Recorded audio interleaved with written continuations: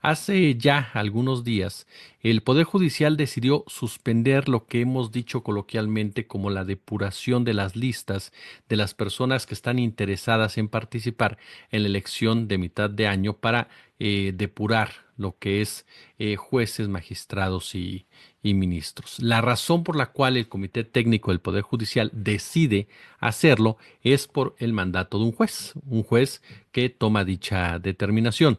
El caso llega hasta el Tribunal Electoral del Poder Judicial de la Federación, mismo que considera que este juez se extralimitó en sus funciones y por lo tanto, además de amenazar con que llevaría a cabo acciones en contra del mismo, le ordena al Comité Técnico de Evaluación del Poder Judicial que continúe con este ejercicio.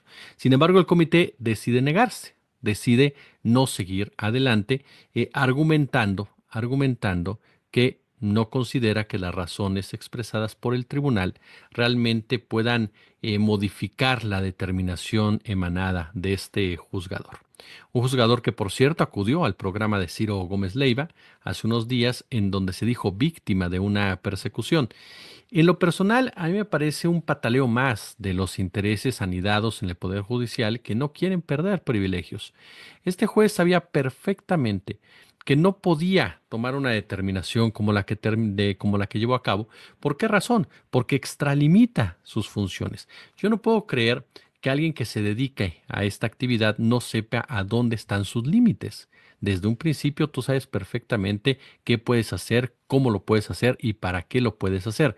El tema es que hay mucha gente en el Poder Judicial, mucha gente muy preparada, es cierto, conocedora de la ley, pero que utiliza la ley para defender sus propios privilegios, para defender sus propios beneficios, es decir, la tuerce con singular alegría y de esa manera se justifica sus rapacerías, justifica sus atracos, justifica sus agresiones con la ley en la mano. ¿Por qué? Porque saben darle perfectamente la vuelta. ¿Cuántos casos no hemos visto así a través de la historia, querida Hiroko, que afectan a comunidades originarias, que afectan a sectores vulnerables, que afectan, por supuesto, no a diferentes áreas de nuestro país, todo para beneficiar a empresas grandotas a las cuales terminan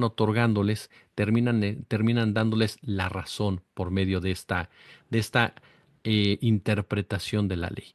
Otro de los factores que también se han detectado es el famoso formalismo, ¿no? Ese formalismo judicial que aplican cuando así les conviene. Finalmente, el tribunal entonces da un manotazo y lo da bastante, pero bastante firme. Primero al despedirle al comité que continúe, no haces caso, entonces le pedimos al Senado de la República que asuma dicha tarea y que realice la insaculación necesaria para que aparezca la lista de las personas por parte del Poder Judicial. Habrá gente que de Hiroko que considere que el tribunal está actuando de una manera muy dura. A mí me parece que está actuando de una manera correcta. ¿Por qué? Porque ya llegó el momento en que se ponga orden en toda esta discusión. Hemos escuchado una enorme cantidad, pero enorme cantidad de mentiras, de manipulación, desinformación en torno precisamente a esta reforma que disfrazadas de algo que sería legítimo, como es la defensa de uno de los poderes de la Unión, en realidad tiene toda la intención de mantener el control sobre uno de los tres poderes que históricamente no ha funcionado, porque ni siquiera creas que es la opinión de tu servidor. Hay mucha literatura que así lo responde. Hay literatura bastante precisa que te ubica como el Poder Judicial de la Federación. Jamás ha sido contrapeso de nada. Durante muchos años estuvo sometido al poder presidencial, a ese presidencialismo que decidía, dictaba, ordenaba y los jueces calladitos, calladitos, simple y llanamente los señores y señoras, por mucha toga que pusieran con sus honrosas excepciones, yo no estoy diciendo que todos, no, no, no, hay honrosas excepciones, pero por sistema estaban sometidos al presidencialismo. Es la verdad. Posteriormente, con el famoso cedillazo, muchos, si tú revisas la prensa de esa época, e incluso hoy por hoy encuentras a muchos corifeos como Denis Dresser, como Héctor Aguilar Camín, como Jorge Castañeda, como Miguel Carbonell, como Diego Valadez, en fin, muchos personajes quienes catalogan esa decisión de Cedillo como una acción democrática, como una acción de modernización de la Suprema Corte de Justicia de la Nación, lo cual no es verdad. Cedillo no hizo esos cambios para independizar a la Corte, no hizo esos cambios para que la Corte estuviera a la altura de miras de un país como este, no, los hizo para, sí, quitarle el control político en la Corte, pero entregárselo al poder económico. Dice el maestro Noam Chomsky que eso es más grave todavía, porque si tú pierdes el poder político, que es donde influyen los ciudadanos, pues no tienes nada que hacer, porque en el poder económico lo que importa es el mercado. Y ahí lo que se impone es el punto de vista de un grupúsculo de personajes adinerados que tienen empresas por todos lados y que jamás tomarán en cuenta un punto de vista de alguien que no sea parte precisamente de sus empresas o de su círculo financiero. Entonces la Suprema Corte de Justicia, a partir del famoso cedillazo, se convierte totalmente ahora en algo más peligroso, porque se convierte en adalid del poder económico. Se convierte en adalid de los intereses oligárquicos que ayudan precisamente a consolidar al neoliberalismo en México a costa de las grandes mayorías.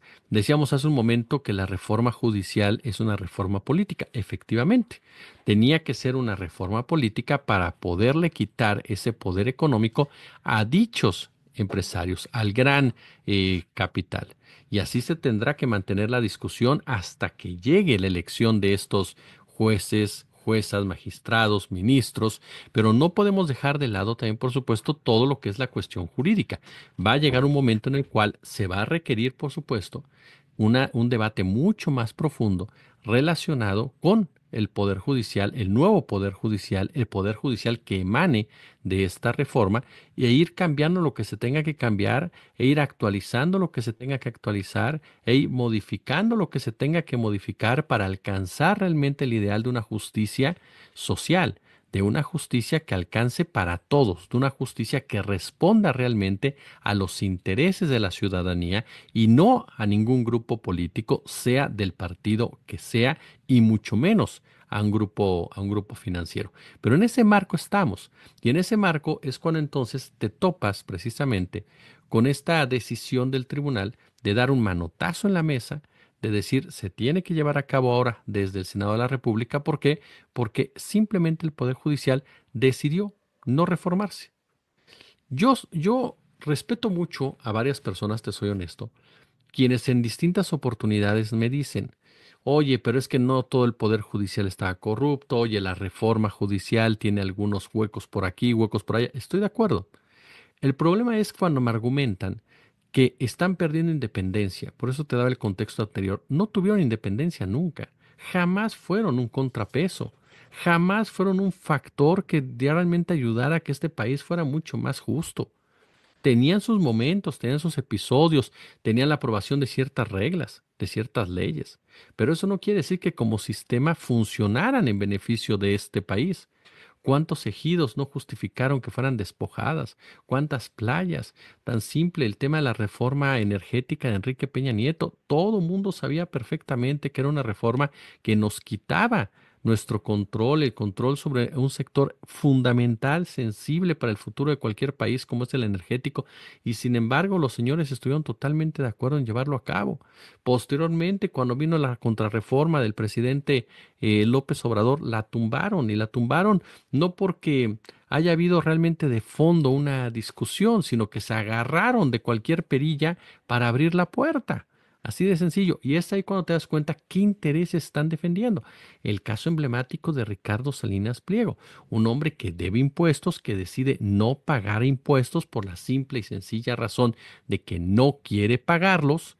¿Por qué? Porque al pagarlos lo estarían colocando en una posición de un mexicano cualquiera, de un ciudadano común y corriente, y eso por supuesto para su ego, para el lugar que él considera que tiene en la sociedad, pues es inadmisible. Y entonces se encontró en los ministros necesarios los personajes que le ayudan a impedir que pague cualquier cosa. Entonces ahí te das cuenta cómo es posible que ministros que reciben un salario del país, que reciben un salario del erario, se inclinen completamente a darle la razón a un empresario. ¿Por qué lo hacen? Bueno, porque consideran que esa es su principal tarea, porque reciben algún tipo de gratificación económica, algún tipo de relación, algún tipo de favor que les permite llevarse, por supuesto, ¿no? Bastantes, pero bastantes privilegios a la bolsa. La propia ministra Ortiz, tú recordarás, Loreto Ortiz, cuando denunció que efectivamente, que Grupo Salinas, que Televisión Azteca o Grupo Salinas buscaba sobornar precisamente a los ministros de la Suprema Corte de Justicia y a jueces que sí llevaban a cabo acciones de esa naturaleza para que les dieran precisamente la razón como tal. Entonces estamos en un escenario, me parece, en donde sin duda alguna la reforma judicial es la reforma más importante que se ha aprobado en la historia de nuestro país y que las últimas escaramuzas que estamos viendo por parte de todos y cada uno de los involucrados nos demuestran la importancia de la misma en la definición del país que vamos a tener de aquí en adelante. De verdad, a mí me parece que el Tribunal Electoral ha actuado con mucha responsabilidad, ha actuado con mucha probidad y sobre todo ha puesto las cosas claras en un momento en el cual se requiere ya que comiencen a haber incluso sanciones para aquellos que se quieran pasar de listos, para aquellos que violenten la ley en un momento dado con tal precisamente de evitar el progreso y el avance de esta reforma. Sin duda, una de las partes más complicadas de esta reforma fue la negociación en el Poder Legislativo, con la inadmisible aparición de un personaje impresentable como Miguel Ángel Yunes, un acto de pragmatismo que hoy por hoy continúa generando polémica en la izquierda. Yo lo he dicho fuerte y clarito, yo no estoy de acuerdo en que se haya incorporado a Yunes. Hay gente que me dice era necesario por el calado de la reforma. Era necesario porque no nos alcanza solamente con los puros para poder precisamente, definen puros de la gente que es completamente de Morena, no de manera denostativa. No nos alcanza con ellos, necesitamos hacer más alianzas. Y entonces es ahí donde también dices, esta reforma te tiene que llevar, por supuesto, a construir cuadros al interior de Morena que te permitan dejar de depender tarde que temprano de personajes como Miguel Ángel Yunes. Me parece que estamos ante una reforma judicial que es inminente su votación, una reforma que es inminente para la aplicación de nuestro país y que como ciudadanos también, y con eso concluyo, tenemos en un momento dado que asumir nuestra responsabilidad, tenemos que salir a votar, tenemos que informarnos, tenemos que estar pendientes y presentes de quiénes son las personas por las que vamos a votar, quiénes son las personas que aparecen finalmente en estas listas. Se van a dar a conocer ya en febrero, en unos cuantos días, y por eso es tan importante revisar los nombres y saber por quién nos va a tocar. Y a partir de ahí comenzar una investigación. Los medios de comunicación harán su trabajo, cada uno conforme a su decisión editorial. Por eso es muy importante también estar pendiente de medios independientes como en donde la gente, ¿no? Donde la gente pueda informarse de manera adecuada, de manera honesta, pero sobre todo la gente tiene que informarse por sí misma, tiene que buscar información. Oye, es muy fácil, en Google le pones ahí el nombre de Jesús Escobar Tovar y te despliega y ya puedes saber qué hizo, qué no ha hecho, qué lo dijo, cómo lo dijo, y de esa manera tener más claridad en cómo será tu voto. Pues ahí tienes tú, mi querida Hiroko, no te cases ni te embarques en esta postura de la ministra Norma Piña y su séquito de que se han casado con que no va a haber poder judicial que sea reformado, que no va a haber poder que obliga al poder judicial a reformarse y la derrota está sin duda ya servida en la mesa porque esta reforma va con toda la polémica y demás que ha generado. Te saludo con gusto, te mando un fuerte abrazo a ti y a todo el equipo y nos vemos la próxima semana. Como siempre un gusto, como siempre un placer.